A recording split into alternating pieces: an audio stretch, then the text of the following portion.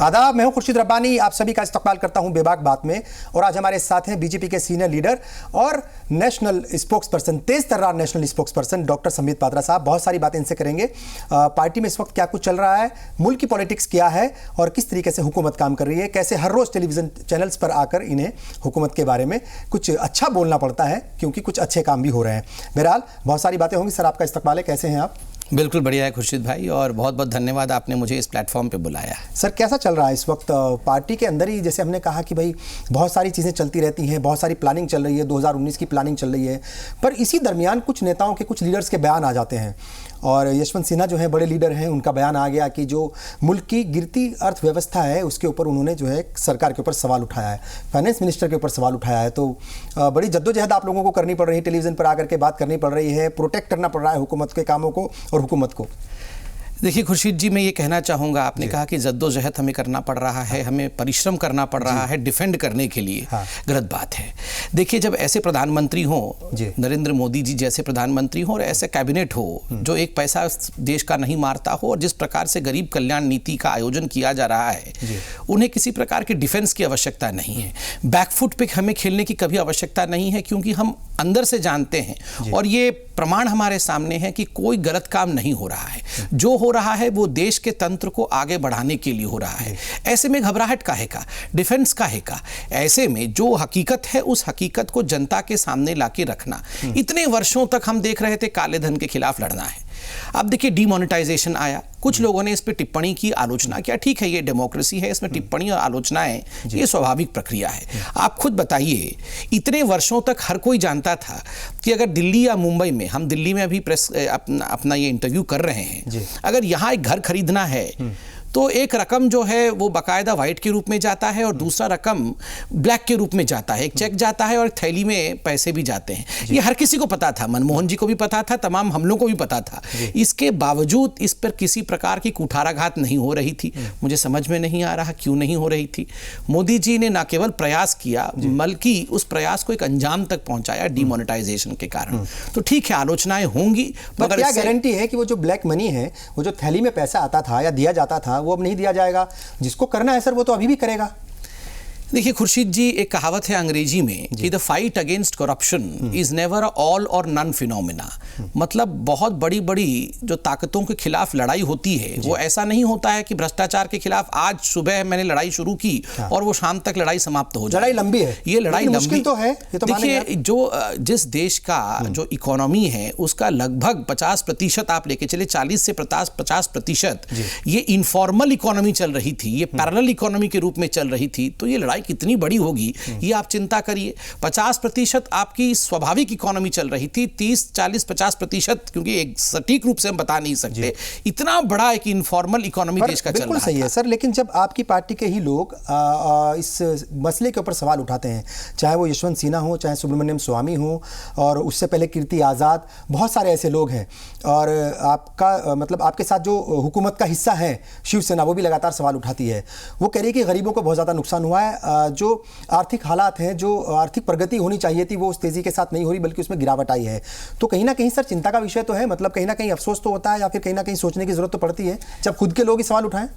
देखिए, दो चीज़ें हैं। पहला विषय है आपका कि क्या गरीबों का नुकसान हुआ या फ़ायदा हुआ, और जो दूसरा प्रश्न है कि जो खुद के लोग हमें प्रश्न पूछ रहे हैं। देखिए, जहाँ तक गरीबों का नुकसान और फायदा का विषय है, आप याद करिए आज से पहले 2014 में हम किन विषयों पे डिबेट और चर्चा करते थे। इंटरव्यू भी आप लेते थे बड़े नेताओं का उस समय कांग्रेस का, तो किन विषयों पे लेते थे कि क्या आपने पैसा खाया?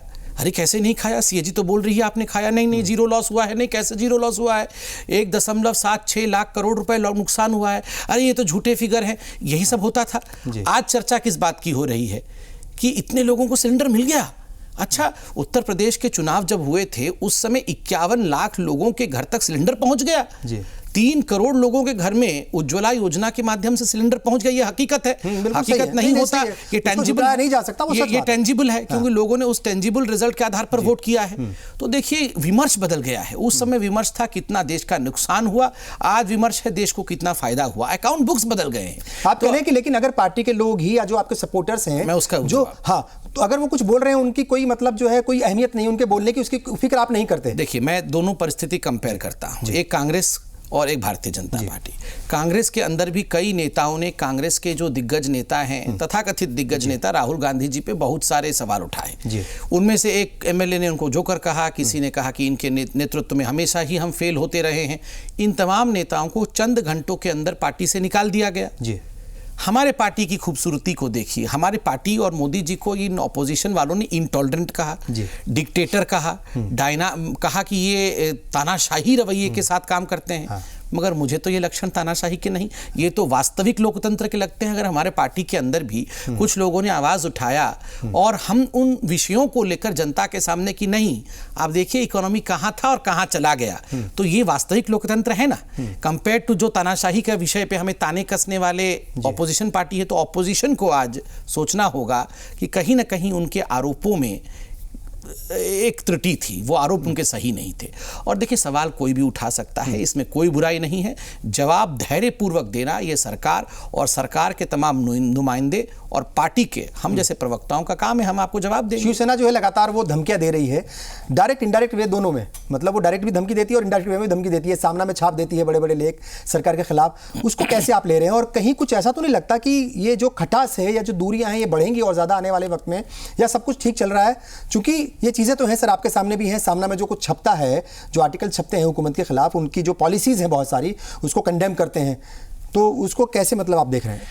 देखिए, जहाँ तक शिवसेना जो छापती है, आलोचना का विषय जो छापती है अपने सामना न्यूज़पेपर में, मुझे लगता है बहुत मैच्योरिटी के साथ इन सबको डील करना चाहिए। और हम अभी देश में मुख्य शासक के रूप में, या आप कहिए कि बड़ी पार्टी भी है और बड़ी पार्टी भी है, तो स्वाभाविक रूप से जब शासन इतने राज्यों में हो, इतने राज्यों में मुख्य सेवक के रूप में आप काम कर रहे हो, ऐसे में हतप्रभ कभी नहीं होना चाहिए, कभी भी कन्फ्रंटेशन का माहौल नहीं होना चाहिए। वो हम करते भी नहीं हैं। हम बड़े ही परिपक्वता के साथ, मैच्योरिटी के साथ उत्तर देते हैं, और जनता देख रही है साहब। और ये लोकतंत्र है, लोग बहुत कुछ लिखेंगे, बहुत कुछ बोलेंगे, उसमें कभी भी घबराना नहीं है। परिपक्वता के साथ, मैच्योरिटी के साथ। राज ठाकरे भी कुछ जो है वो कुछ सवाल उठा रहे हैं, हालांकि उनकी बहुत बड़ी पार्टी इस वक्त देखा जाए वहाँ पर नहीं है, पर वो कह रहे हैं कि सरकार की और दाऊद की कुछ सेटिंग हो गई है और दाऊद यहाँ आना चाहता है, हुकूमत उसको लेकर के आ जाएगी, उसका पॉलिटिकल फायदा उठाएगी। ये चीज़ें हैं क्या? मतलब कुछ चल रहा है, कुछ पक रहा है, या फिर ये बातें ऐसी आ जाती हैं सामने? देखिए, जब लोग कहते हैं कि हुकूमत दाऊद को लेके आ जाएगी और उसका पॉलिटिकल फायदा उठाएगी, या पाकिस्तान को मुंह का जवाब दे देगी और इसका पॉलिटिकल फायदा उठाएगी, एक ना एक तरीके से ये तमाम लोग यह तो मान रहे हैं ना कि ये मजबूत सरकार है। ये मजबूरी की सरकार नहीं है, ये मजबूत सरकार है, और इस सरकार में क्षमता है सर्जिकल स्ट्राइक करने की। इस सरकार में क्षमता है। अभी मोदी जी ने कहा एक भाषण में कि लगभग 90 ऐसे आतंकवादी जो हिंदुस्तान से बाहर थे 2014 से पहले आतंकी हमलों को अंजाम देने के बाद, उनको बड़े ही सफल तरीके से भारतवर्ष में वापस लाया गया, विभिन्न एक्स्ट्राडिशन ट्रीटी के माध्यम से, कूटनीति के माध्यम से, डिप्लोमेसी के माध्यम से। तो ये बहुत बड़ी जीत है। तो ये क्षमता भारतवर्ष के आज की राजनीति और उनके रणनीति में है। तो ये मोदी जी के सक्सेस को जानते हुए ऐसे कमेंट कर रहे हैं लोग। ये बात तो ठीक है सर, क्षमता भी है, बड़ी पार्टी भी है, सब कुछ है, लेकिन दूसरी पार्टियों को नुकसान करने का, दूसरी पार्टियों को डेंट करने का मतलब ये भी कोई तजुर्बा जो है आपसे ही सीखे, या ये हुनर आपकी पार्टी से सीखे? बहुत सारी मतलब जो है अलग अलग स्टेट्स में कांग्रेस को तो सबसे बड़ा नुकसान आपने ही पहुंचाया, मतलब उनके लीडर्स को लेकर के आ गए। अब जो है नारायण राणे भी आ रहे हैं, तो ये मतलब अलग अलग, क्योंकि खुद के पास आइडियोलॉजी है, खुद के पास लीडर्स हैं, पब्लिक का सपोर्ट है, फिर दूसरी पार्टी से लाने की ज़रूरत क्या है? क्योंकि जब वो दूसरी पार्टी से आएंगे, उनकी खुद की एक आइडियोलॉजी है, एक लेवल पर उन्होंने काम किया है, तो वो कहीं ना कहीं मिसमैच होता ही है, फिर आइडियोलॉजी का भी और काम करने के तौर तरीकों का भी। देखिए, कौन भविष्य में ज्वाइन करेगा ये तो मैं एज प्रवक्ता बता नहीं सकता हूँ। ये पार्टी अध्यक्ष और पार्लियामेंट्री बोर्ड इत्यादि निर्णय लेंगे, वो तब मालूम पड़ेगा। मगर आपने सही कहा कि जिस प्रकार का विस्तार पार्टी का अमित भाई शाह जी के नेतृत्व में हुआ है, वो अपने आप में अद्भुत भी है, वो अपने आप में अद्वितीय भी है। और यह एक इतना बड़ा अथक काम अमित भाई ने किया है अपने परिश्रम के कारण, कि जितने भी शब्द मैं कहूँ वो कम रहेंगे। और देखिए, आपका ये प्राइम मिनिस्टर ने भी कहा है कि अमित शाह जो हैं वो जब कोई चुनाव जीतते हैं उसके बाद आराम नहीं करते, बल्कि वो दूसरे स्टेट में निकल जाते हैं। तो जाहिर तौर पर बहुत बड़े लेवल पे काम कर रहे होंगे वो। देखिए, ये तो हमने अपने आप देखा है कि चुनाव जीतने के समय भी, जिस समय रिजल्ट आ रहे होता है, उस समय भी वो भविष्य की चिंतन करते रहते हैं कि अगले स्टेट में कैसे जाना है। अब देखिए, पूरे भारतवर्ष में लगभग 24 राज्यों का उन्होंने अभी इसी साल दौरा कर लिया है।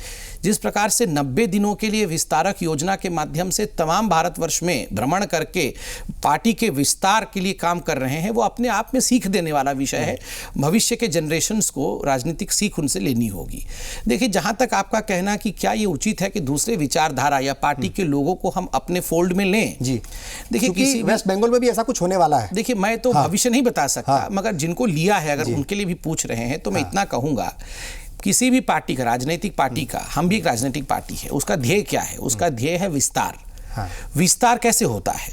विस्तार मेंबरशिप बनाने से होता है। जो लोग लीडरशिप दे रहे हैं जमीन पे, उन लोगों के समावेश से होता है। अगर कोई बड़ा लीडर दूसरे पार्टी से हमारे पार्टी में आता है तो वो, अगर वो भ्रष्ट नहीं है, वो ठीक है और उसका एक अच्छा लेखा जोखा सामाजिक जीवन में है, तो स्वाभाविक रूप से वो अपने साथ एक बहुत बड़ा जो मैं कहूँगा कॉन्स्टिट्यूएंसी भी लेकर आता है, अपने समर्थकों को लेकर आता है। ये पार्टी का विस्तार है। ठीक। और देखिए, पार्टी विस्तार में जब हमारी पार्टी जब विस्तार करती है तो याद रखिए, जो ऊपर के हमारे प्रणेता हैं जी, वहां से विचारधारा नीचे तक जाती है और इसलिए ऊपर का विचारधारा हमारा हमेशा ही इंटैक्ट रहता है। उसमें किसी प्रकार का कोई छिद्र नहीं है। नीचे पार्टी के विस्तार के लिए जो संवैधानिक रूप से होना चाहिए वो हम सब करते हैं। कांग्रेस को तो जितना नुकसान आपने पहुंचाया, जितना तोड़फोड़ की, वो चल रहा है साहब, वो चलता रहेगा। लेकिन आप वेस्ट बंगाल में भी जाकर के पता चला कि ममता दीदी तो वैसी डरती हैं, अमित शाह के किसी प्रोग्राम को नहीं होने देती, कोशिश करती हैं कि वो रुके। मोहन भागवत अगर जाने की कोशिश करते हैं तो उनको भी रोकने की कोशिश की जाती है। अब जो है वहां पर भी कुछ चल रहा है। उनके अंदर इतना डर क्यों है बीजेपी को लेकर के और आरएसएस को लेकर के? 2022 की बात होती है लगातार।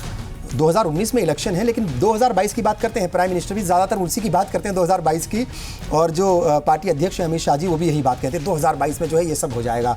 यानी 2022 के नाम पर 2019 को साधने की कोशिश है। और खुद अमित शाह भी कह चुके हैं कि पहले से बड़ी पार्टी बन करके जो है वो बीजेपी उभरेगी। क्या कुछ प्लानिंग है, क्या कुछ रणनीति है? कुछ बताना चाहेंगे किस तरीके से काम कर रहे हैं और कैसे बड़ी पार्टी बनेगी?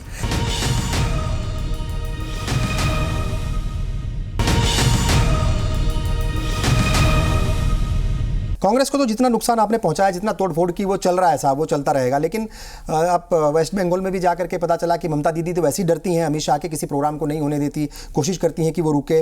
मोहन भागवत अगर जाने की कोशिश करते हैं तो उनको भी रोकने की कोशिश की जाती है। अब जो है वहां पर भी कुछ चल रहा है। उनके अंदर इतना डर क्यों है बीजेपी को लेकर के और आरएसएस को लेकर के? देखिए, डर उसी के मन में होता है कहीं ना कहीं जहां ग्लानि की भावना हो।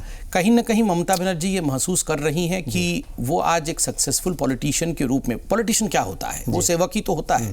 क्या आपने बंगाल की जनता को वो विकास दिया कि बंगाल फरलांग जंप मारते हुए आगे बढ़े?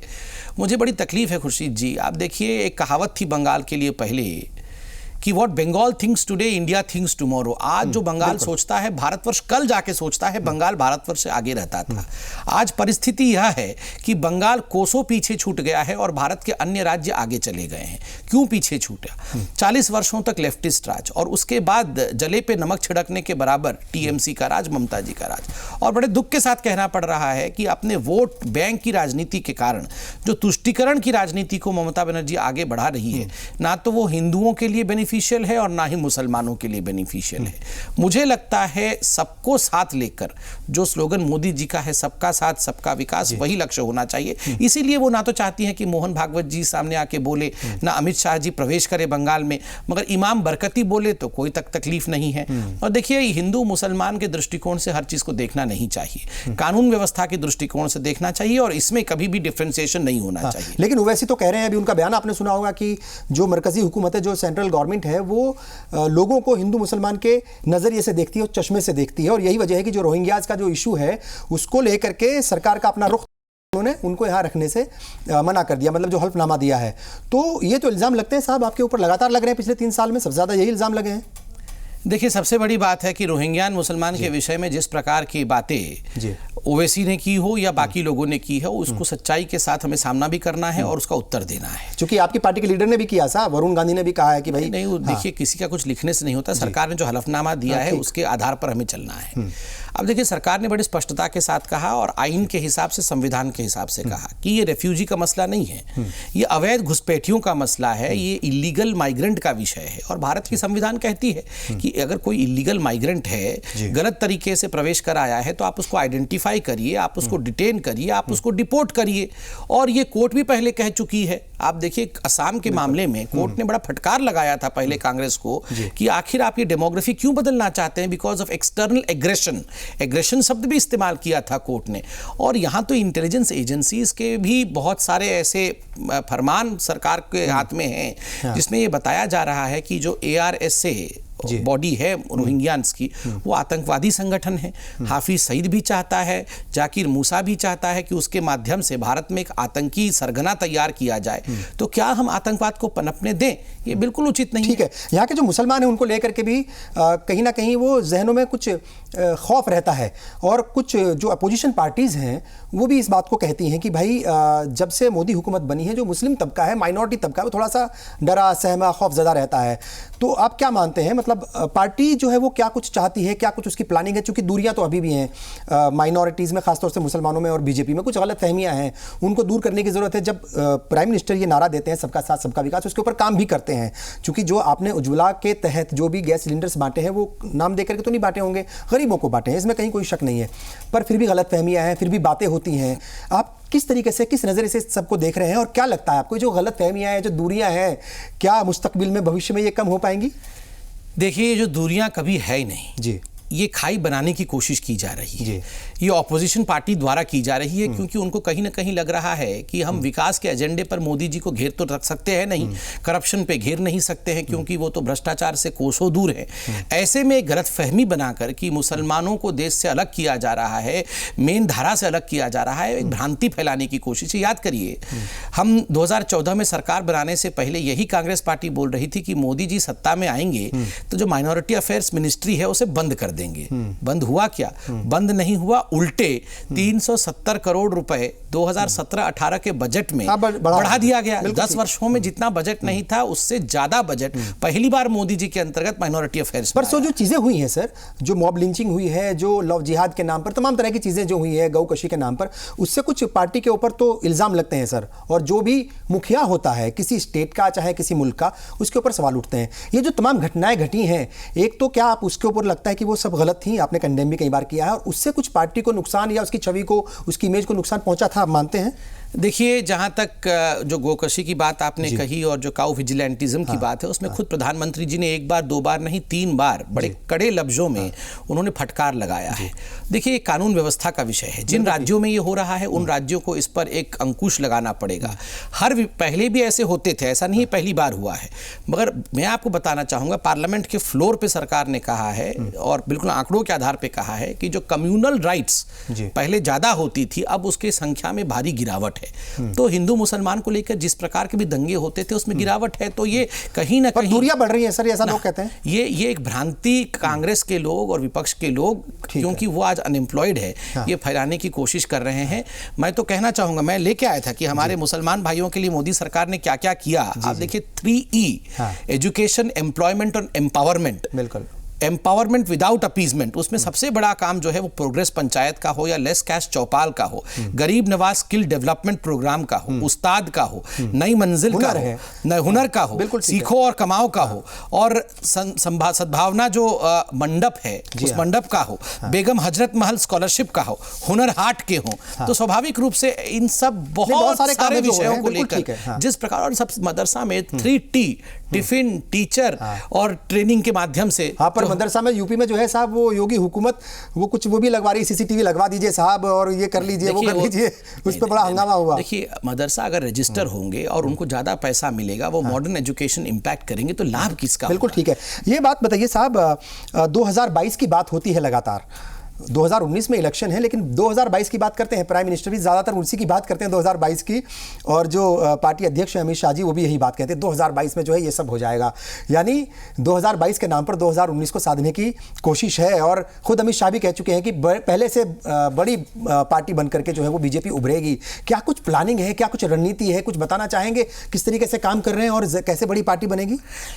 जहाँ तक बड़ी पार्टी बनने का सवाल है, और बड़ी पार्टी नेतृत्व जो अमित शाह जी का रहा है उसके अंतर्गत आज भारतीय जनता पार्टी 11 करोड़ की पार्टी बनकर विश्व की सबसे बड़ी पार्टी बन गई है और भी विस्तार इस पार्टी का होगा।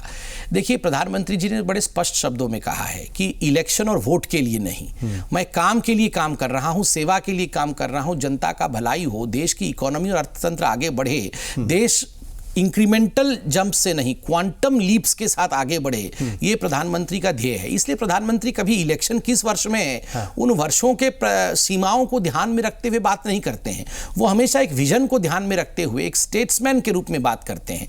और अमित शाह जी का भी ध्येय बिल्कुल यही है कि देश कैसे आगे बढ़े, और देश में अगर हम सत्ता के लिए नहीं, हम सेवा के लिए सत्ता में आए हैं, इसी ध्येय के साथ चाहे प्रधानमंत्री नरेंद्र मोदी हैं चाहे अमित भाई शाह हैं, दोनों इसी को रखते हुए मन में काम कर रहे हैं। अब बीजेपी का जो मीडिया मैनेजमेंट है वो बड़ा तगड़ा है, और अब ये भी हो रहा है कि अगर कोई हुकूमत के खिलाफ बोलता है तो उसको एंटी नेशनल करार दे दिया जाता है सोशल मीडिया के ऊपर। और सोशल मीडिया पे भी कुछ पार्टी इन दिनों थोड़ी कमज़ोर पड़ी है क्या? चूंकि अमित शाह भी कह चुके हैं कि नौजवानों, ये जो सोशल मीडिया है इसके भ्रम में मत आना, तो थोड़ा सा मतलब खिंचाई होने लगी है पार्टी की। इस बात को जो है आप लोग मानते हैं कुछ इसके ऊपर काम हो रहा है? देखिए, जहाँ तक सोशल मीडिया का सवाल है और जहाँ तक एंटी नेशनल वाला सवाल है, देखिए जेएनयू में कोई अगर कहेगा देश के 1000 टुकड़े हों, 100 टुकड़े हो, तो उसको तो नेशनलिस्ट नहीं कह सकते हैं, उसका तो निंदा करना ही चाहिए। बिल्कुल। देखिए, सोशल मीडिया का जो पूरा विषय है वो नरेंद्र मोदी जी के कारण ही आज स्थापित हुआ है, क्योंकि राहुल गांधी जी ने तो 2014 के समय कहा कि मैं सोशल मीडिया पे विश्वास करता ही नहीं हूं, अब जाके वो सोशल मीडिया में आ रहे हैं। और नरेंद्र मोदी जी पूरे विश्व के सबसे ज्यादा फॉलोड लीडर हैं आज, और उन पे ना केवल भारतवर्ष, भारत से बाहर भी जो बड़े बड़े लीडर हैं उनको फॉलो करते हैं और वहां से सीखने का प्रयास भी करते हैं। और जहां तक पार्टी का सवाल है, देखिए कुछ सवाल तो पार्टी जब सत्ता में होती है स्वाभाविक रूप से हर मीडियम में, मीडिया में भी और सोशल मीडिया में भी पूछा जाएगा और लोकतांत्रिक तरीके से हम जवाब देंगे। ये न्यू एज इंडिया है और न्यू इंडिया के गठन में सोशल मीडिया का एक बहुत बड़ा रोल है। और मैं बहुत धन्य मानता हूं कि हम लोग इस न्यू इंडिया के गठन में एक ऐसे आदमी के पीछे खड़े हैं जिस आदमी ने वाकई हकीकत के सपने न केवल युवकों को अपितु पूरे भारतवर्ष के गरीबों को, किसानों को, मजलूमों को, मजदूरों को दिखाने का काम किया। क्या कह रहे हैं साहब, राहुल गांधी को किस तरीके से ले रही है पार्टी? और कई बार आपकी तरफ से बयान ये आते हैं, मतलब यानी पार्टी की तरफ से, कि बहुत ज़्यादा सीरियसली उनको नहीं लेते, लेकिन अगर वो अमेरिका में कुछ बोलते हैं तो बड़े बड़े लीडर्स और हुकूमत के बड़े जो मिनिस्टर्स हैं वो आकर के सफाई देते हैं या फिर जवाब देते हैं उनकी बातों का।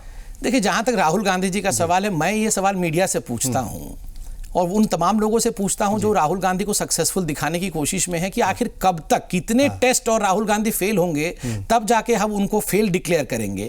और जो लोग राहुल गांधी और मोदी जी को कंपेयर करते हैं उनसे पूछूंगा कि आखिर कितने एग्जाम और मोदी जी पास होंगे जब आप उनको फर्स्ट क्लास फर्स्ट डिक्लेयर करेंगे। देखिए, 36 टेस्ट फेल होने के बाद राहुल गांधी जी अब Guinness book of world record में चले गए हैं। तो स्वाभाविक रूप में ऐसे में मैं बार बार कांग्रेस से कहता हूं कि कांग्रेस के प्रवक्ता और जो नेता हैं वो 100 टन का पत्थर दिल पे रख के राहुल गांधी जी की बड़ाई करते हैं, हकीकत तो वो भी जानते हैं कि क्या है।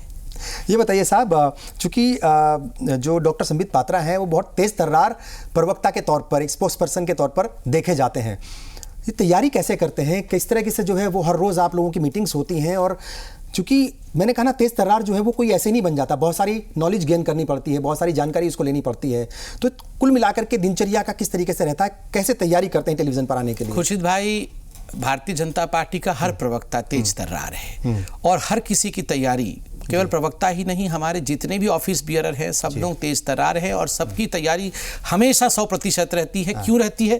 क्योंकि हमारे पास एक मोबाइल फोन है, एक स्मार्टफोन है, और उसमें कौन है? उसमें मोदी ऐप है। आप अगर मोदी ऐप डाउनलोड करेंगे, आप केवल उंगली उस पर ऐसे हो जाएंगे। नहीं, देखिए, तेज तर्रार नहीं, क्योंकि हमें तो सरकार के विषय में बताना है। सारा डाटा इसमें, देखिए कितना नवीनीकरण है, यही न्यू इंडिया है। इस ऐप में सारा कुछ मोदी जी ने क्या किया, किस प्रकार किया, सरकार कैसे काम कर रही है, सब कुछ इस ऐप में है। इसलिए तेज तर्रार होने के लिए कोई तैयारी की नहीं, अच्छे काम यही है। अच्छे खासे सर्जन थे, फिर सियासत में आ गए और अब यहाँ पर सियासत की और सियासतदानों की जो है वो सर्जरी करते हैं आप हर रोज टेलीविजन पर बैठ करके, या जो है अखबार के जरिए या टीवी के जरिए। तो ये क्यों छोड़ दिया था, मतलब कैसे सियासत माना हो गया? 2-3 सवाल हैं जो पर्सनल लाइफ से जुड़े हुए हैं। देखिए, मैं तो आपसे निवेदन करूंगा हाथ जोड़ के कि हमारे भारतीय जनता पार्टी में एक बड़ा कहावत है कि महिमा मंडन व्यक्ति का कभी नहीं हो। व्यक्ति तो बहुत छोटा है, इसलिए मैं अपने आप को व्यक्ति के रूप में नहीं देखता हूं। हम लोग बहुत छोटे चाकर हैं इस इतने बड़े पार्टी के, इसलिए मैं तो अपना कुछ भी उत्तर नहीं दूंगा। मैं कुछ भी नहीं हूं, और जब तक मोदी जी इस देश को डेवलप कर रहे हैं, अमित भाई साहब आगे बढ़ा रहे हैं हमारी पार्टी को, जब तक हमारा पार्टी का प्रत्येक कार्यकर्ता कार्यकर्ता इस देश के लिए सोच रहा है, हम सब एक छोटी सी गिलहरी के रूप में इसमें लगे हुए हैं, इसलिए हमारा कंट्रीब्यूशन नगण्य है। खुशी इस बात की है कि इस ऐतिहासिक पल में हम लोग भी गिलहरी के रूप में इस पुल के ऊपर भागदौड़ कर रहे हैं, यही काफ़ी है हमारे। ये बताइए साहब, इलेक्शन लड़ने का कोई इरादा है? हालांकि अभी तक का एक्सपीरियंस आपका अच्छा नहीं था तो देखिए मुस्तकबिल में किस तरीके से अपने आप को देखते हैं, किस लेवल पर देखना चाहते हैं? कोई होती ना कि महत्वाकांक्षा कि भाई ये बनना है, ये करना है, वहां तक पहुंचना है। कुछ बनने की इच्छा नहीं है, जो मोदी जी ने हमेशा कहा है करना है, और बस जो अच्छे काम है जनता तक पहुंचाना और उसमें खुश रहना, संतोष ही सर्व कुछ है, सब संतोषी रहना चाहिए, जीवन में बहुत कुछ पाने की इच्छा कभी नहीं करनी चाहिए। सर हमसे बात की बहुत बहुत शुक्रिया और बहुत अच्छा लगा आपसे बात करके। तो थे डॉक्टर संबित पात्रा। दिल की बातें करते हैं, दिल से बातें करते हैं, लेकिन दिमाग का बहुत ज़्यादा इस्तेमाल करते हैं, वाकई तेज तर्रार हैं। यही वजह है कि जो भी बात करते हैं वो बड़े ही सधे अंदाज में करते हैं और हर बात का माकूल जवाब देते हैं। सियासत में बहुत आगे बढ़ेंगे ऐसे हम उम्मीद करते हैं। बहरहाल आप सबने प्रोग्राम देखा, आप सबका बहुत बहुत शुक्रिया। आदाब।